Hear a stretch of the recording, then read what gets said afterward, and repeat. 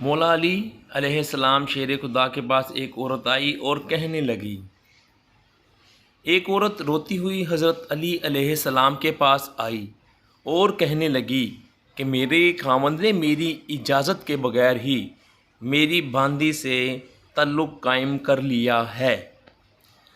हज़रत अली अलैहिस्सलाम ने उसके खामंद से कहा कि तुम क्या कहते हो? वो कहने लगा कि मैंने इसकी इजाज़त से ही इसके साथ ताल्लुक़ कायम किया है।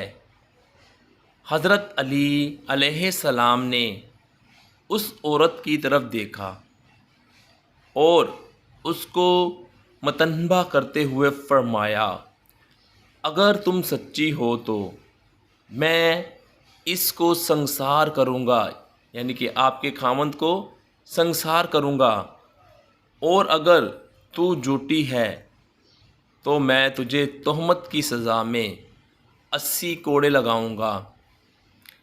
इतने में नमाज का वक्त हो गया और हज़रत अली अलैहिस्सलाम नमाज अदा करने के लिए चले गए। औरत ने सोचा तो इसे अपने खामंद का संसार किया जाना या उसको कोड़े लगना तकलीफ़ दे महसूस हुआ, चुनाचे वो भाग गई।